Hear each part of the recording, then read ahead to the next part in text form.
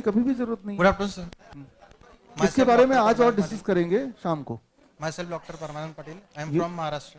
Okay sir कुछ देर पहले मैं आपसे बाहर मिला था, तो मैंने आपसे मेरे अंकल की बात शेयर की थी। उनका जो मैरिज है वो क्लोज ब्लड रिलेशन में हुआ है। हाँ पहली बेटी हुई उनको, उनका कोई प्रॉब्लम नहीं है। दूसरा बच्चा हुआ, 6-7 महीने का होने के बाद में उसको किडनी रिलेटेड प्रॉब्लम चालू हो गई। डायग्नोसिस के बाद में पता चला कि वो ऑटोइम्यून रीनल डिसीज है, उसमें स्क्लेरोसिस वगैरह फास्ट प्रोसेस से होता था, और 1.5 साल के अंदर वो बच्चा डेथ हो गया। उसके बाद में दूसरा बच्चा हुआ उनको, उसका भी सेम वैसा ही फॉलोअप हुआ, वो भी 1.5 साल की उम्र तक डेथ हो गया। फिर उसके बाद में अभी डॉक्टर के पास गए तो 3 बार उनका सीजर हो चुका है, 3 बच्चे हुए।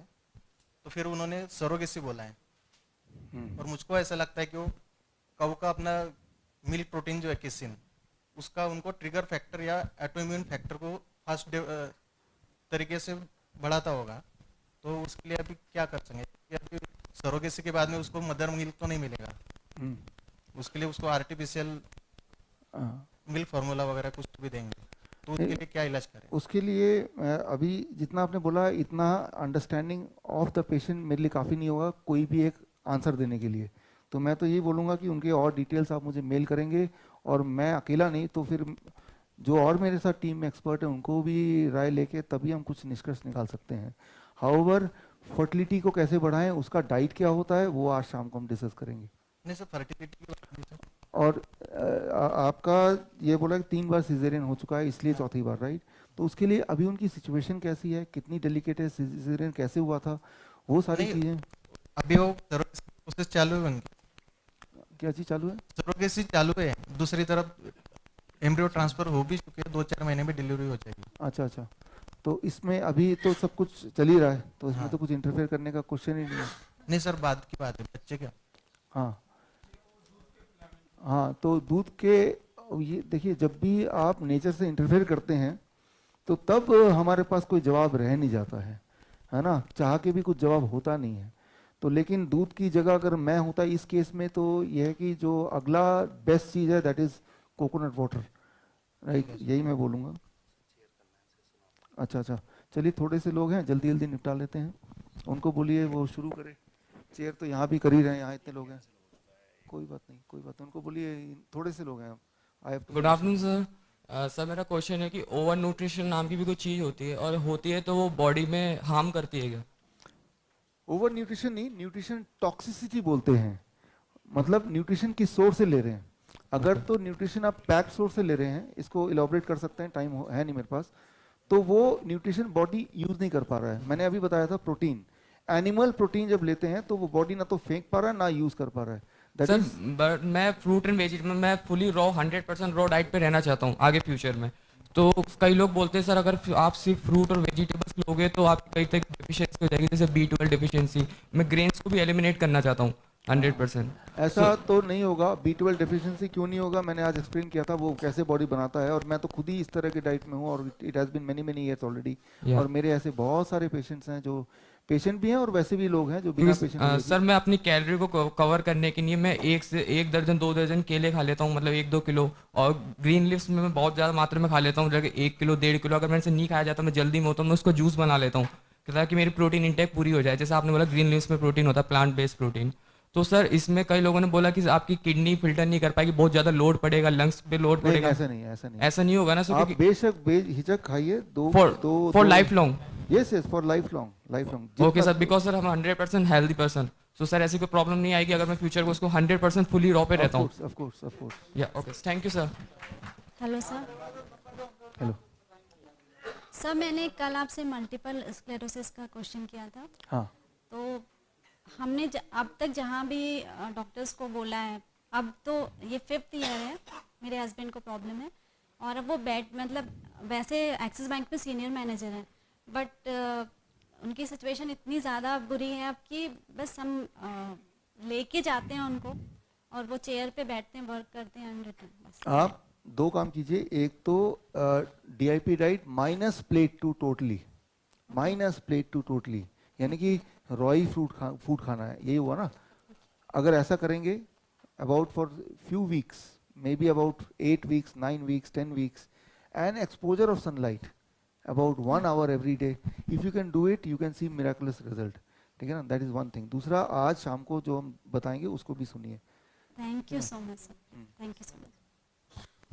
Good afternoon sir.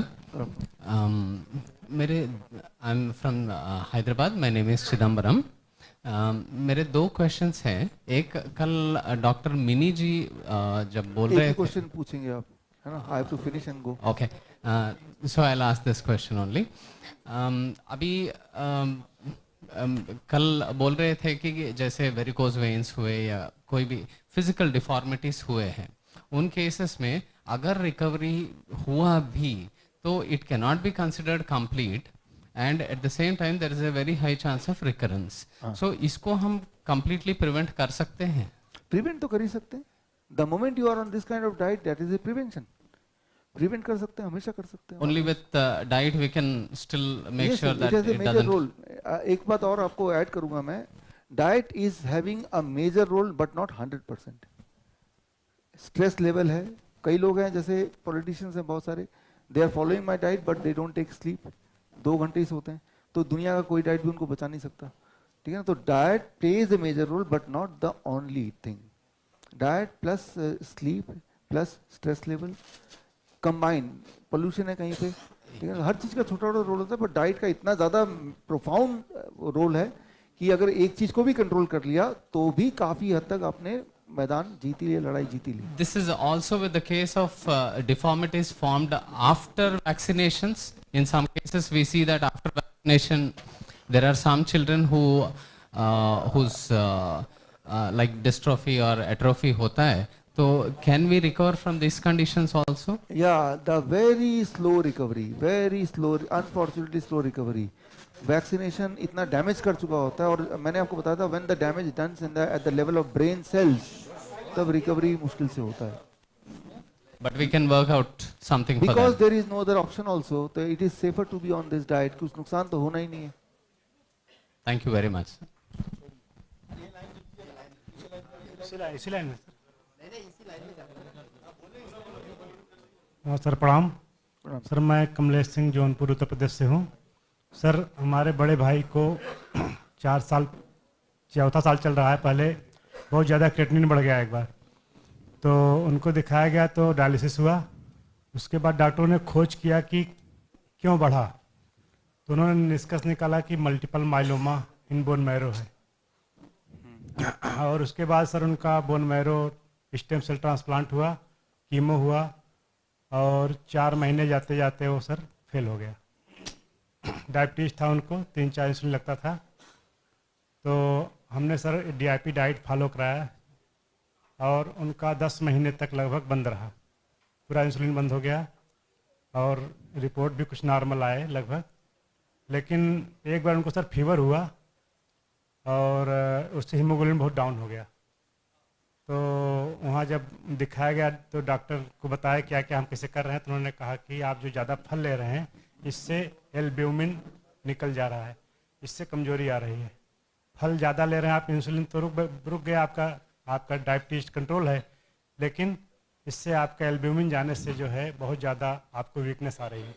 तो उन्होंने फल बंद करवा दिया और फिर इंसुलिन चालू हो गया.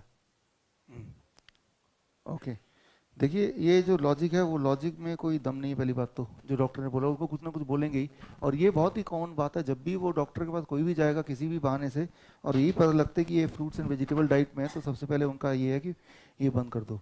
मैंने आपको डे 1 में बताया था कि फ्रूट्स जो होते हैं किस तरह से ड्रग्स के साथ इंटरेक्ट करते हैं, याद है आपको? लिसिनोप्रिल का एग्जाम्पल दिया था, राइट? तो ये मेडिकल कॉलेज में शुरू से सिखाया जाता है कि ये तो बंद ही करो, क्योंकि उनको पता है कि ये ड्रग्स के एंटी हैं. ठीक है ना? ड्रग्स के साथ नहीं चल सकते, वो कुछ नुकसान ही कर देंगे, है ना? तो उनका पहले ही ये है कि इसको बंद कर दो. क्यों बंद करना है, कैसे बंद करना है, वो सिलेबस में नहीं है उनके. न्यूट्रिशन जो है 7 साल के सिलेबस में जो न्यूट्रिशन का चैप्टर है वो 7 घंटे का ही है. तो उनको ये नहीं पता ये फ्रूट क्या करता है क्या नहीं करता है, बस उनको ये बताया कि ये कुछ करता नहीं है, इसको हटा दो. ठीक है ना? तो उसमें कोई दम नहीं है, and they are not the right person to ask कि फूड न्यूट्रिशन में क्या करें. उनमें उनकी नॉलेज तो सिर्फ मेडिसिन तक ही लिमिटेड है. अब आते हैं फीवर पे। फीवर पे ये सभी को मैं बताना चाहूंगा कि जब भी फीवर हो, the moment you interfere the fever with medicine, ठीक है ना, पैरासिटामोल ले लिया, उसको लो करने के लिए, याद रखिए शुगर एकदम ज़्यादा शूट करेगा, बॉडी की होमोस्टेसिस सारा बिगड़ जाएगा, and that will cause greater amount of damage.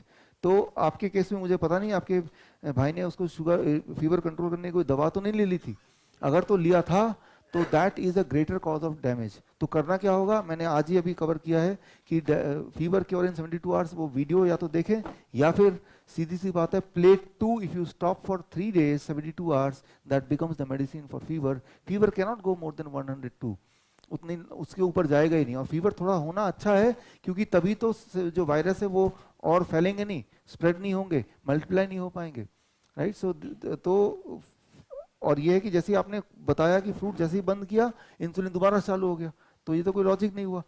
तो आप दोबारा शुरू करके जो जिस रास्ते में जा रहे थे वो ठीक था, आपने रिजल्ट भी देखा। कोल्ड बाथ या कोल्ड पैक इज गुड, हाथ में, पैर की कफ में, यहाँ पे, सिर पे, वेरी वेरी गुड। टेम्परेचर अगर 102 से ऊपर जाता है तो फटाफट कोल्ड पैक रख के और उसको नीचे करने की कोशिश करेंगे, ठंडे पानी के अंदर डाल के नीचे उड़ के, है ना। नेक्स्ट सर, जो हीमोग्लोबिन बार बार कम होता जाता है, उसके लिए सर कुछ स्पेशल? उसके लिए स्पेशल ये है कि ग्रीन वेजिटेबल जूस, पालक का जूस रोज 1 गिलास, या फिर बीट रूट का जूस रोज 1 गिलास, या फिर टमाटर का जूस रोज 1 गिलास। सर किडनी प्रॉब्लम है तो टमाटर जूस ले सकते हैं? टमाटर खाइए आप, जी जी, आधा किलो टमाटर खाइए चबा चबा के। जी जी, ओके, थैंक्स। मैं डॉक्टर सिद्धार्थ पाटिल हूँ, नागपुर से, नेचुरोपैथी में प्रैक्टिस करता हूँ। पिछले 6 महीने पहले आपका एक वीडियो देखा था और तब से कंटिन्यू फिर वीडियो देखता गया। इन बिटवीन उसमें एक कैंसर का पेशेंट मुझे कांटेक्ट में आया, तो एक्चुअली उनके रिलेटिव पूरे मेडिकल कॉलेज के डॉक्टर थे, तो वो उसको काफ़ी कुछ उसमें डायग्नोसिस वगैरह हुआ ऑन्कोलॉजिस्ट के माध्यम से, और उसके बाद में मुझे बुलाया गया तो मैंने आपका वीडियो उनको शेयर किया। तो पेशेंट भी एकदम पॉजिटिव हो गया कि नहीं मुझे यही करना है। तो उसको एक्चुअली मरने के लिए छोड़ दिया था, घर में लेके जाओ और उसको बस खाना पीना खिलाओ और छोड़ दो। तो इस पोजीशन में वो अभी 3 महीने से सर्वाइव कर रहा, बहुत बेस्ट है, अभी रिकवरी शुरू है उसकी नागपुर में। मैं नेचुरोपैथी का एक इंस्टीट्यूट चलाते हैं हम, और ऐसे 15 इंस्टीट्यूट रन हो रहे हैं नागपुर में, और एक एसोसिएशन भी फॉर्म हो गया वहाँ पे नेचुरोपैथी से। मैं चाहता हूँ कि आपके सुविधा के हिसाब से 1 डे प्रोग्राम वहाँ नागपुर में हो जाए, तो हम उसको अरेंज करने में कोशिश करेंगे। ठीक है, तो मैं आ जाऊंगा। Thank you very much.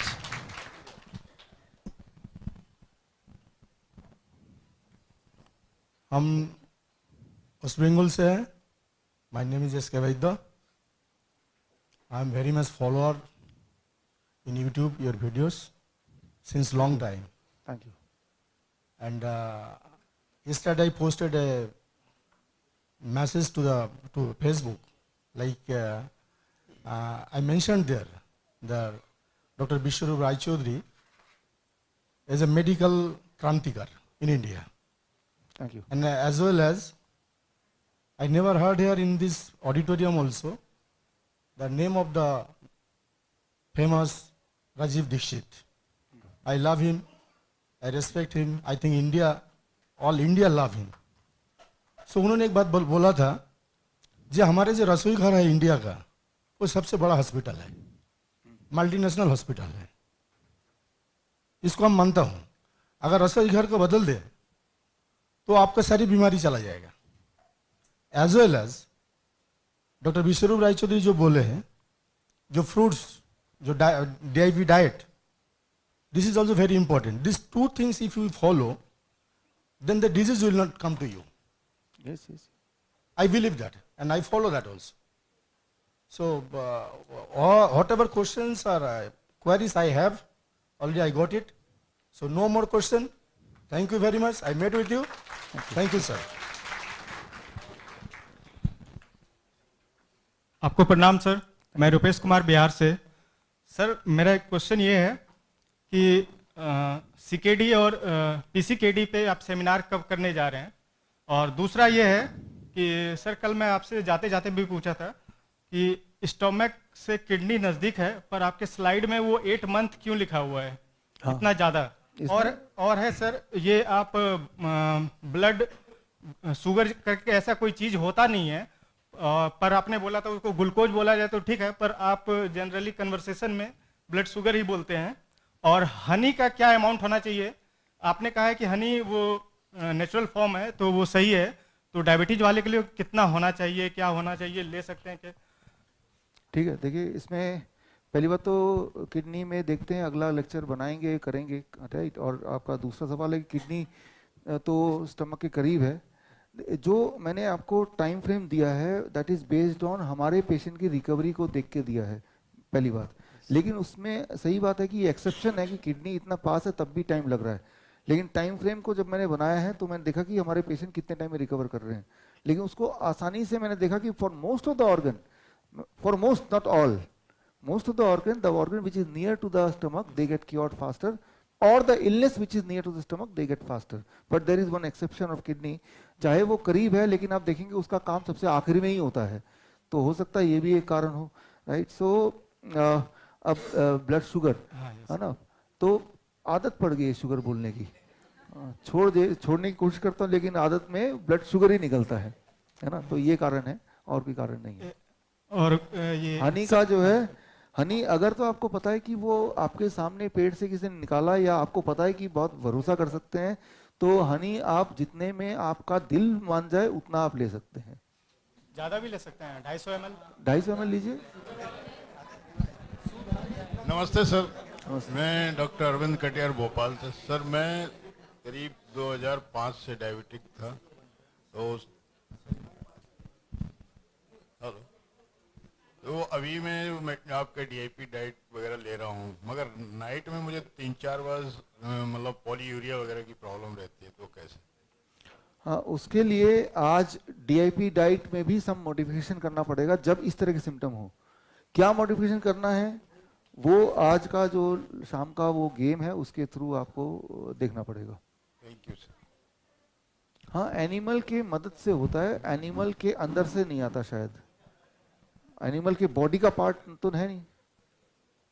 Doctor Vidyadhar Giri from Pune. Last means diabetic educator किया था मैंने, 2 साल से डायबिटीज़ के ऊपर ही काम कर रहा हूँ, टीवी शोज वगैरह लेता हूँ। 300 से ज़्यादा पेशेंट्स ठीक किए हैं, डायबिटीज़ फ्री है वो।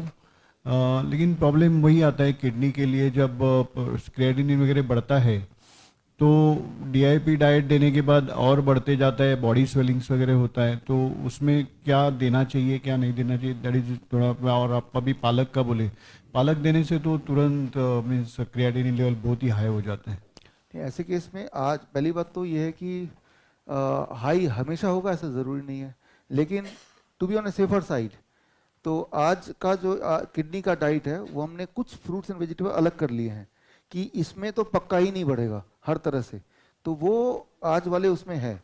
तो जब भी कोई ऐसी शंका वाला पेशेंट हो, to be on a safer side आप वही वाला किडनी डाइट दीजिए जो कि आज आपको बताया जाएगा, वो आपको गेम दिया जाएगा। और जो इंसुलिन डिपेंडेंट पेशेंट है उनका सी पेप्टाइडेज बहुत ही कम हो जाता है, तो उनका अगर इंसुलिन बंद करना है तो सी पेप्टाइडेज अगर कम ही रहेगा तो फिर इंसुलिन बंद करने के बाद शुगर शूट होने लगता है, तो सी पेप्टाइडेज बढ़ने के लिए कुछ अलग दे सकते हैं। रेफरेंस पॉइंट को सी पेप्टाइड ना ही रखे तो अच्छा है, रेफरेंस पॉइंट को सिर्फ ब्लड शुगर रखिए। ब्लड शुगर कम है तो इंसुलिन कम करना है, ब्लड शुगर ज्यादा है तो इंसुलिन थोड़ा देना पड़ेगा। In reference to the blood sugar you have to see insulin को क्या रखना है या नहीं रखना है, not in reference to C peptide, because C peptide is not a direct indicator of how much insulin the body is producing. It is the indirect indicator, means it is not reliable. Yeah, thank you sir. Yes. Namaste sir. Namaste. Sir, my question is HIV can heal only through DAP diets or not? Yeah. First of all, there is nothing called HIV AIDS. There is something called AIDS. Right, AIDS तो होता है लेकिन वो HIV से होता है क्या, ये एक सवाल है, राइट। तो आज का